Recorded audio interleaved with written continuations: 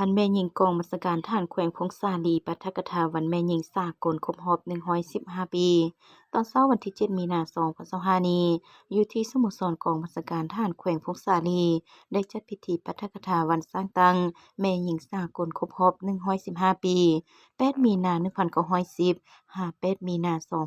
2025 โดยการเป็นประธานและปาฐกถาของสหายพลจัตวาดเสียงเพ็งบรมวงศ์ เลขาคณะพรรค หัวหน้าการเมืองกองบัญชาการทหารแขวงพงษาลี มีสหายนางพรมลีสุวงศ์ไสคณะบริหารงานสหพันธ์แม่หญิงแขวง หัวหน้าแผนกสหพันธ์แม่หญิงห้องการเมืองกองบัญชาการทหารแขวง เข้าร่วมมีคณะห้องแขกทึกเชิญและเอ่ยน้องแม่หญิงองค์การ5ห้องโรงหมอทหารแขวงกองร้อย23และกองร้อย409เข้าร่วม ในพิธีสหายพันโทนางพรมลีสุวงศ์ไสคณะบริหารงานสหพันธ์แม่หญิงแขวง หัวหน้าแผนกสหพันธ์แม่หญิงห้องการเมืองกองบัญชาการทหารแขวง ได้ผ่านบทสรุปการจัดตั้งปฏิบัติเวียกงานของแผนกสหพันธ์แม่หญิงห้องการเมืองกองบัญชาการทหารแขวงประจำปี2024และทิศทางแผนการประจำปี2025การเคลื่อนไหวเวียกงานการเมืองแนวคิดในระยะ1ปีผ่านมา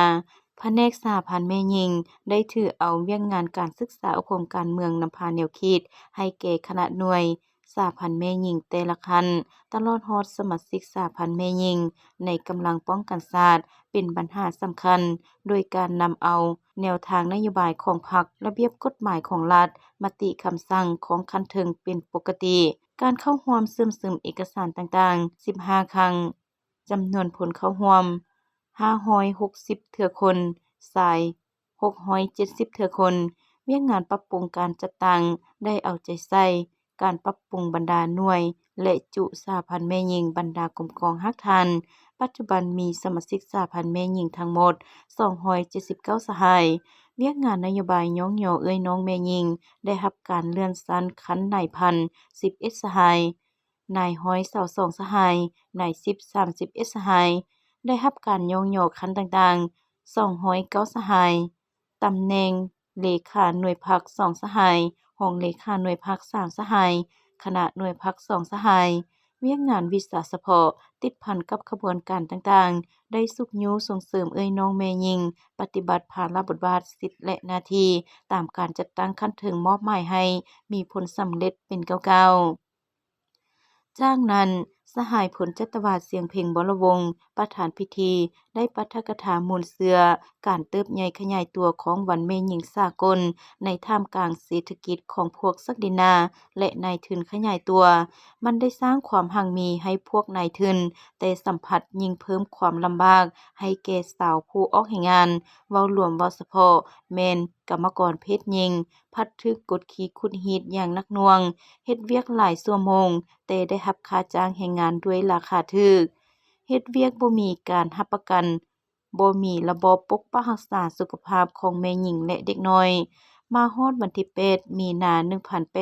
1899ชาวกรรมกรแม่หญิงอยู่โรงงานตำแพนและตัดเย็บที่เมืองนิวยอร์กสหรัฐอเมริกา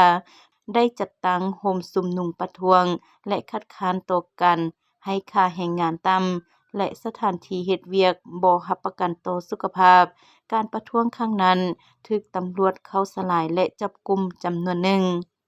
ในวันที่8มีนาคม1908แม่หญิงจำนวน 15,000 คนได้เดินขบวนอยู่นิวยอร์กเพื่อประท้วงให้นายทุนลดผ่อนชั่วโมงเฮ็ดเวียกหยุดเซาการขูดรีดแรงงานเด็กและทวงให้แม่หญิงมีสิทธิ์ในการออกเสียงเลือกตั้งและการรับสมัครเลือกตั้งการเดินขบวนครั้งนี้แม่นภายใต้คำขวัญข้าวจีและดอกกุหลาบมาถึงปี1910ขบวนการต่อสู้ของแม่หญิงได้แพร่ขยายกว้างออกไปสู่ประเทศนายทุนอยู่ทวีปเอโรปและในปีเดียวกันนั้นกองประชุมสากลเกี่ยวกับปัญหาแม่หญิงครั้งทำอิฐได้จัดขึ้นอยู่โกเปนฮากนครหลวงของประเทศเดนมาร์กมีผู้แทนเข้าร่วม100กว่าคนจาก17ประเทศกองประชุมดังกล่าวได้รับรองและตกลงเอาวันที่8มีนาของทุกๆปีเป็นวันแม่หญิงสากลเป็นขีดหมายแห่งไสยชนะอันเป็นพื้นฐานของขบวนการแม่หญิงในการต่อสู้ทวงเอาสิทธิผลประโยชน์อันเป็นธรรมให้แก่แม่หญิงสาวผู้ออกแรงงานในทั่วโลกตอนท้ายท่านประธานยังได้มอบ รางวัลการแข่งขันกีฬาประเภทต่างๆ เพื่อคำนับรับตนและຊົມເຊີຍວັນແມ່ຍິງສາກົນຄົບຮອບ 115 ປີ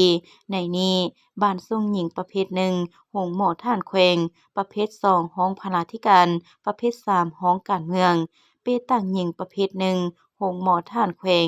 ປະເພດ 2 ຮອງການ ແລະ ບໍລິຫານ ປະເພດ 3 ຮອງການເມືອງ